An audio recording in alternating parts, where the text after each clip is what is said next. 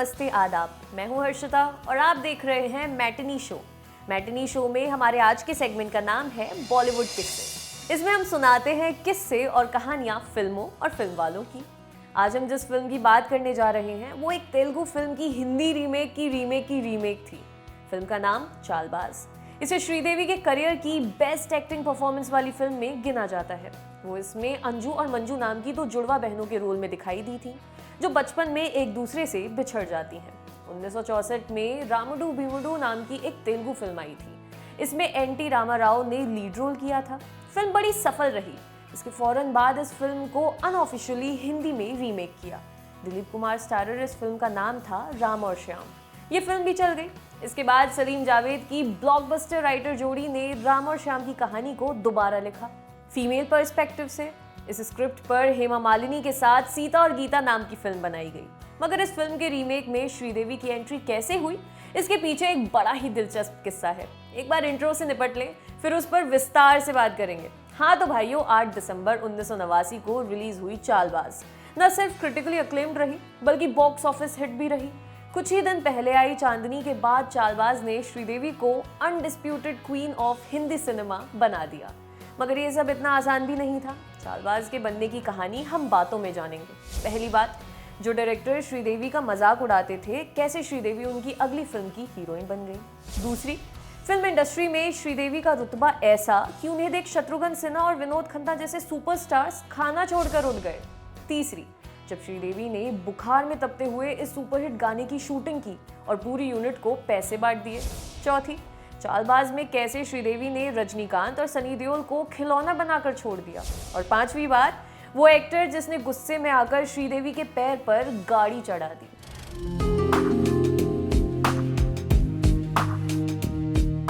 करमचंद जैसा popular TV show बना चुके फिल्म मेकर पंकज पराशर चेन्नई के प्रसाद फिल्म लैब्स में अपनी फिल्म जलवा पर काम कर रहे थे। कलर करेक्शन टीम के एक बंदे ने प्रसाद लैब्स के मालिक और फिल्म प्रोड्यूसर एल.वी. प्रसाद को जाकर ये कह दिया कि जलवा वैसी नहीं है जैसी फिल्म बनाने की बात हुई थी, कुछ अलग लग रही है। उसकी बात सुन एल.वी. प्रसाद फिल्म देखने के लिए अपने लैब आ गए। जलवा की फुटेज देखने के बाद एल.वी. प्रसाद ने प्रोड्यूसर पूर्णचंद्रा को फोन किया और कहा कि इस लड़के को अगली फिल्म के लिए साइन कर लो। जब पूर्णचंद्रा बॉम्बे आए तो पंकज को मिलने के लिए बुलाया। तब तक उनके पास कोई स्क्रिप्ट या कहानी नहीं थी जिसे वो प्रोड्यूसर के सामने पिच कर सके। जब पूर्णचंद्रा ने कहानी के बारे में पूछा तो पंकज ने हड़बड़ाहट में कह दिया कि उन्हें अपनी फिल्म के लिए श्रीदेवी चाहिए क्योंकि वो सीता और गीता के रीमेक को बनाना चाहते थे। संयोग ये रहा कि प्रोड्यूसर श्रीदेवी को कास्ट करने की बात मान गए। पंकज को 11,000 रुपए का साइनिंग अमाउंट दिया और कहा कि आप तैयारी शुरू करिए। श्रीदेवी के साथ फिल्म करने की बात सुन पंकज फेर में पड़ गए। नगीना, मिस्टर इंडिया और चांदनी के बाद फेनोमेना बन चुकी श्रीदेवी के साथ इंडस्ट्री का हर शख्स काम करना चाहता था। मगर जब उसे अपनी फिल्म के लिए श्रीदेवी नहीं मिलती तो वो उनके बारे में अफवाहें फैलाते और मजाक उड़ाते। ऐसा ही कुछ पंकज ने भी किया। उन्होंने नसीरुद्दीन शाह और अर्चना पूरण सिंह स्टारर फिल्म जलवा में श्री बेबी नाम का एक किरदार रखा था।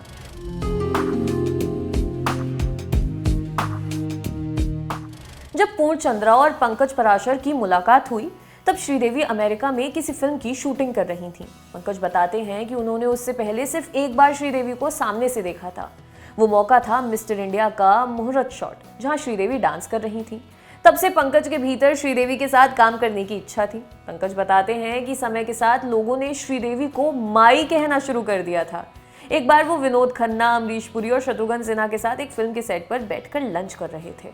इतने में बाहर से आवाजें आनी शुरू हो गईं। किसी ने बताया कि माई आ गई।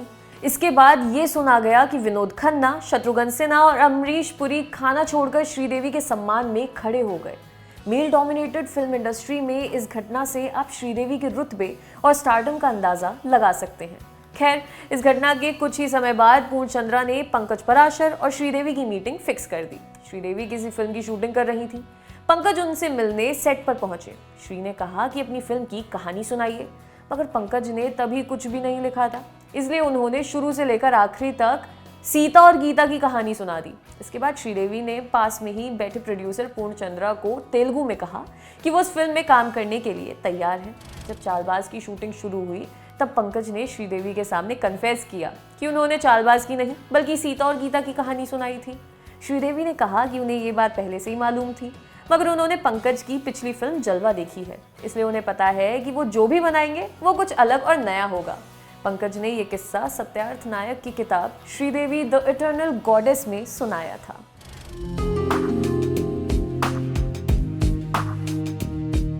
चालबाज की शूटिंग के दौरान महबूब स्टूडियो में स्ट्राइक होनी थी। शुक्रवार को एक गाने की शूटिंग शुरू हुई जिसे रविवार की रात तक किसी भी हाल में खत्म करना था, क्योंकि सोमवार से स्ट्राइक चालू थी। ये गाना था न जाने कहां से आई है, ना जाने कहां को जाएगी। शनिवार को श्रीदेवी जब फिल्म के सेट पर पहुंची तो उनका बदन तप रहा था। अगर जानने वालों की माने तो उन्हें 101 डिग्री बुखार था, मगर श्रीदेवी ने कहा कि चाहे जो हो जाए वो इस गाने की शूटिंग जरूर खत्म करेंगी। उनकी शर्त ये थी कि उनकी माँ को उनसे और शूटिंग लोकेशन से थोड़ा दूर रखा जाए। बताया जाता है कि श्रीदेवी की जीवन में और करियर में उनकी माँ काफ़ी हस्तक्षेप करती थी। वो उनकी मीटिंग से लेकर शूटिंग तक उनके साथ रहती थी। श्रीदेवी ने इस मामले पर कभी कुछ बात नहीं की, मगर सिनेमा मैगजीन्स में श्रीदेवी और उनकी माँ की आपसी तकरारों की खबरें खूब छपा करती थी। खैर, श्रीदेवी ने पंकज से कहा कि उनकी माँ को एक मैगजीन देकर थोड़ी दूर बैठा दिया जाए। वो नहीं चाहती थी कि उनकी माँ को पता चले कि उन्हें बुखार है। श्रीदेवी के सेक्रेटरी हरी सिंह ने भी शूटिंग को रोक देने की बात कही, क्योंकि श्री की तबीयत खराब थी, मगर श्रीदेवी खुद मानने को तैयार नहीं थी। सेट पर शूटिंग के लिए बारिश वाली मशीन भी आ रखी थी। श्रीदेवी ने मस्ती करते हुए हरी सिंह को उस मशीन के नीचे धकेल कर पूरा भिगो दिया। सुबह से लेकर रात के 2 बजे तक उस गाने की शूटिंग हुई। शूटिंग से निपटने के बाद श्रीदेवी ने उनके साथ सेट पर मौजूद रही पूरी यूनिट को पैसे बांटे। इसके बाद पूरी यूनिट के साथ श्री गेटी गैलेक्सी थिएटर पहुंची। श्रीदेवी की रिक्वेस्ट पर उस थिएटर को देर रात तक खुला भी रखा गया था। वहां श्रीदेवी की फिल्म के पुराने गानों को देखते हुए पूरी टीम ने एंजॉय भी किया। सुबह के 5:30 बजे ये सारा खेल खत्म हुआ। इसके बाद श्रीदेवी घर पहुंची और कहा कि वो अगले कुछ दिनों तक किसी भी फिल्म की शूटिंग नहीं करेंगी। प्रोड्यूसर्स ने पूछा कि ऐसा क्यों, तो श्रीदेवी का जवाब था, क्योंकि मेरी तबीयत खराब है।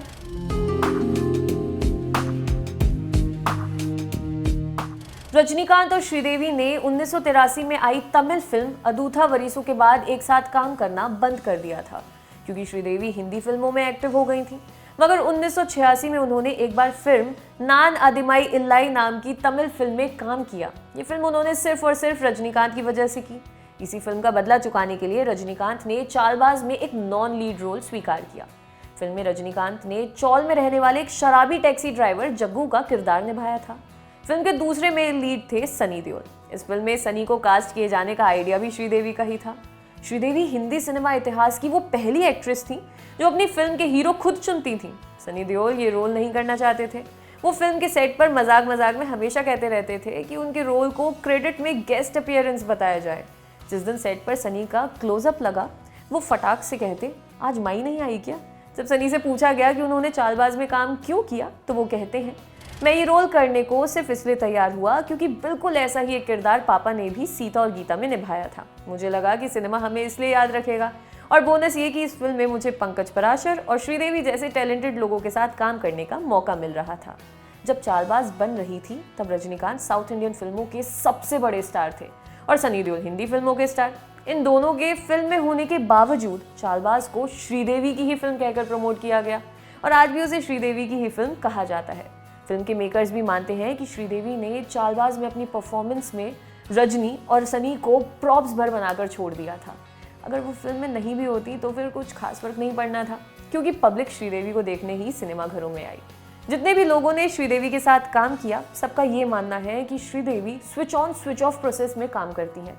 वो मेथड एक्टिंग नहीं करती, वो गिफ्टेड है। वो बड़ी चुपचाप सी, शांत सी रहने वाली महिला थी, मगर जैसे ही कैमरा ऑन होता श्रीदेवी का स्विच ऑन हो जाता। वो बदल जाती, जैसे ही कट आवाज आती उनका स्विच ऑफ हो जाता।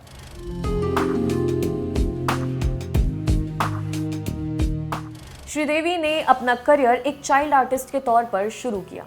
इसके बाद वो एक्टिंग की फील्ड में आगे बढ़ती ही चली गई। कहने का मतलब ये है कि श्रीदेवी को कभी कोई फॉर्मल एजुकेशन नहीं मिली, ना वो स्कूल जा पाई ना कॉलेज। उन्होंने जीवन में दुनिया नहीं देखी, वो स्टूडियो और फिल्म सेट्स पर ही कैद रहीं। बावजूद इसके उन्होंने अपने करियर में तमाम तरह के रोल्स किए। ये चीज़ किसी को भी अचंभित कर सकती है। जब चालबाज की शूटिंग शुरू हुई तब यही सवाल पंकज पराशर ने श्रीदेवी से पूछ लिया। पंकज ने पूछा कि आपने कभी लाइफ नहीं देखी, फिर आप इन अलग अलग किरदारों के निभाने की प्रेरणा कहाँ से लाती हैं? श्रीदेवी ने इसके जवाब में एक किस्सा सुनाया। उन्होंने कहा कि वो एक फिल्म में काम कर रही थी। फिल्म का हीरो बार बार उनके साथ फ्लर्ट करने की कोशिश कर रहा था। श्री बार बार पीछे हट रही थी। इस बात ने उस हीरो को नाराज कर दिया। उस फिल्म के एक गाने की शूटिंग हो रही थी जिसमें श्री को पैदल चलना था और हीरो को जीप में उनके पीछे आना था। इस सीन की शूटिंग के दौरान उस हीरो ने जानबूझकर उनके पैर पर जीप चढ़ा दी। श्रीदेवी ने धीमे से कहा, लोगों को लगता है मैंने लाइफ नहीं देखी, मगर मैंने इन फिल्म सेट्स और स्टूडियो में ही बहुत कुछ देखा है। मैटिनी शो में आज के एपिसोड में बस इतना ही। कल फिर मुलाकात होगी, तब तक के लिए बने रहिए हमारे साथ और देखते रहिए दी लल्लन टॉक। शुक्रिया।